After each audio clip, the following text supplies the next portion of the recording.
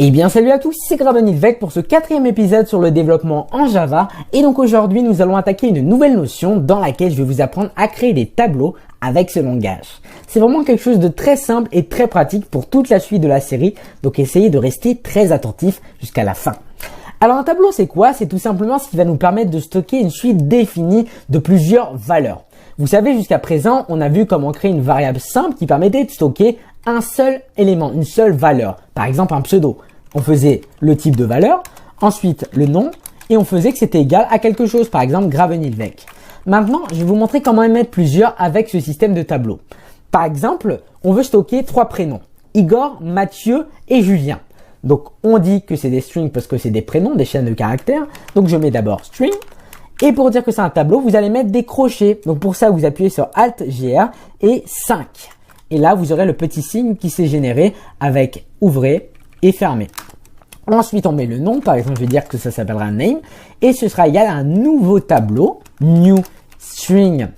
On remet des crochets. Et ensuite, on ouvre les accolades. Et tout ce que je vais mettre dans ces accolades va correspondre à mon tableau. Donc, je vais mettre 3 prénoms. Igor, ensuite Mathieu.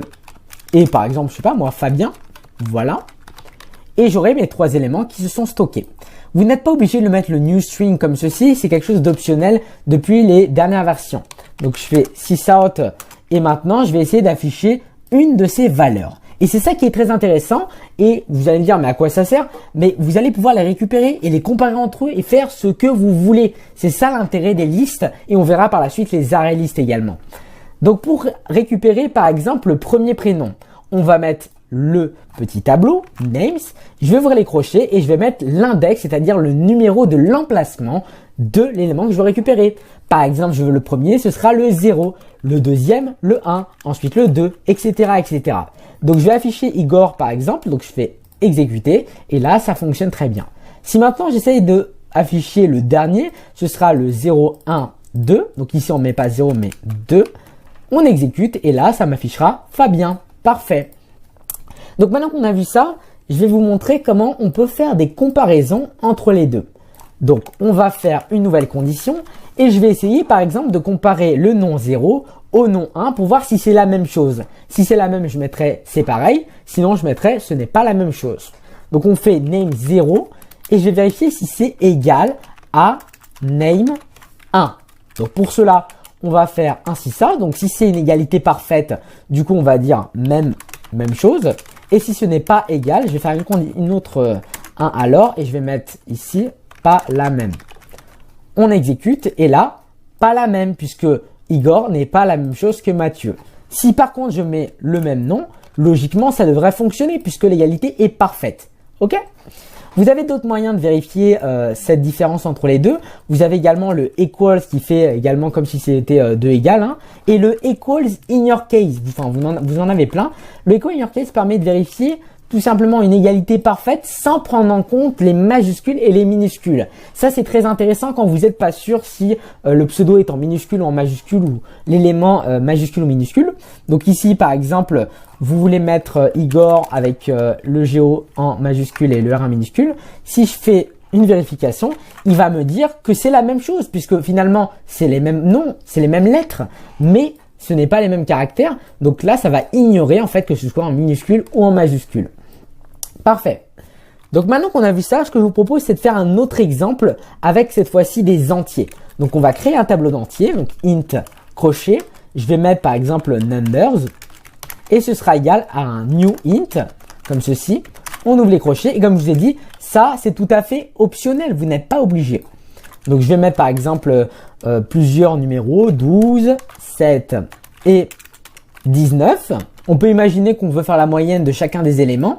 Donc comme on verra les boucles for plus tard, je vais vous montrer la manière la plus simple. On va faire une variable calcul qui va calculer chacun des éléments de mes moyennes et je vais diviser par le nombre de moyennes qu'on a. Donc c'est très simple, vous écrivez numbers 0 pour le premier numéro.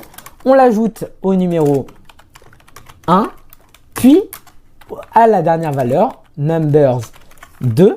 Et pour compter combien on a de valeurs, vous allez diviser le tout. On va récupérer le tout. Et on le divise par combien on a d'éléments dans notre tableau. Pour ça, c'est très simple. Vous écrivez numbers.length. Ça permet de compter combien il y en a. Si j'affiche à ce niveau-là le nombre d'éléments dans ce tableau, vous allez voir que ça m'affiche 3. Si j'en rajoute 2, par exemple, je mets 7 et 45, on exécute et là, j'en aurai 5. Donc, vous voyez un peu comment ça se fait. C'est vraiment très bien. Donc, on peut déplacer ça un peu plus bas. Et maintenant, pour avoir la moyenne du calcul, au lieu de mettre numbers.length, je vais dire que je veux afficher le résultat de ma variable calcul. On exécute et là, on aura 12. Parfait. Donc, maintenant qu'on a vu ça, ce que je vous propose, ça va être tout simplement de mettre des tableaux dans des tableaux. Ah, ça peut être bizarre, hein, je sais, mais c'est ce qu'on va faire. Alors, donc, imaginons, on garde notre truc ici, on va le garder. Je veux, par exemple, mettre ici un autre tableau. On va sauter à la ligne. Donc, je vais descendre ça pour que ce soit plus simple pour vous. Si vous avez des gros tableaux avec plein de données, etc., vous faites une accolade, vous descendez et vous mettez vos petits points virgules comme ça. Vous n'êtes pas obligé de faire tout sur la même ligne, c'est pratique. Donc là, je vais ouvrir un premier tableau. Ensuite, on met une virgule, un deuxième et ensuite un troisième. Donc là, je vais vous montrer comment on met des tableaux dans des tableaux. Par exemple, on va mettre 5, 7 et 8. Le deuxième, on va mettre 3, 2 et 1. Et enfin, 9, 4 et 2. Là, comme on a des tableaux dans le tableau, il va falloir remettre un crochet. Comme ça, on a ce genre de choses. Alors, vous pouvez aussi mettre les crochets à ce niveau-là, ça revient à la même chose. Maintenant, comment récupérer, si par exemple le 8 à ce niveau-là, eh bien, il va falloir d'abord aller dans la première section, le 0, et après récupérer le deuxième élément, puisque là, on a 0, 1, 2. Donc, regardez. Donc là, on rentre dans des détails un petit peu, mais si vous voulez plus vous entraîner, etc., je vous mettrai un petit quiz dans la description.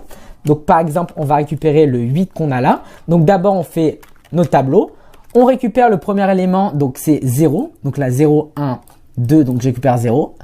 Et à partir de ce tableau, je vais récupérer encore un élément, 0, 1, 2. Je récupère le numéro 2. Et normalement, si tout se passe bien, je devrais avoir ici mon entier qui va correspondre à 8.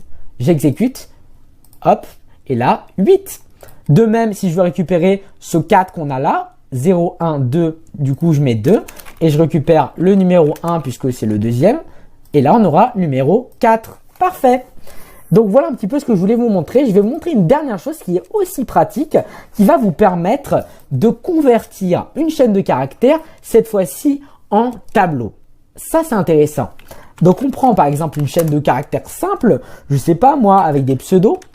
Je vais mettre 3 pseudos, donc Gravenilvec, Faden, Voon, Neutron et je sais pas, voilà, comme ça. Et ce qui va être intéressant, c'est que je vais pouvoir découper chacun de ces pseudos à partir d'un délimiteur. Vous voyez la petite virgule que j'ai mis là? Et ben c'est ça qui va me permettre de savoir quand on passe au deuxième, au troisième, etc. Donc maintenant, je vais mettre mon tableau un peu plus bas. Ok, on va mettre ici un tableau. Je vais l'appeler pseudo. Alors là, j'aurais pu l'appeler pseudo avec deux S comme ça parce que là, ça va s'appeler exactement pseudo. Et pour récupérer ça, je vais mettre ma variable pseudo point split pour couper ici ma chaîne de caractères à partir d'un délimiteur. C'est-à-dire que là, par exemple, si je mets la virgule, eh bien j'aurai un tableau par rapport à ces virgules. C'est-à-dire que l'argument 1, ce sera là, argument 0 là, argument 1, argument 2, argument 3. Donc si j'affiche le nombre d'éléments qu'on a dans mon tableau, normalement, si tout se passe bien, alors je vais faire point length, si tout se passe bien, je devrais avoir ici 4 valeurs. Je vais rajouter un autre pseudo, par exemple test, fromage, ok. Et là, je devrais avoir un peu plus. Donc voilà comment ça fonctionne, c'est très simple. Et vous pouvez aussi prendre un autre délimiteur, hein. Il n'y a aucun problème à partir de ça. Donc là, c'est très simple. Si je souhaite avoir, par exemple, le premier élément, par exemple Gravenilvec, je vais tout simplement faire pseudo. Et là, je mets 0. Parfait. J'exécute. Et là, on a Gravenilvec. Parfait. Donc voilà un petit peu ce que je voulais vous montrer aujourd'hui. En tout cas, j'espère que cette vidéo vous aura plu. Si c'est le cas, n'hésitez pas à la liker, à la commenter, à vous abonner à la chaîne et à faire le petit quiz qui sera en description pour vous entraîner. Allez, c'était Gravenilvec. Ciao à tous. À la prochaine. Hey.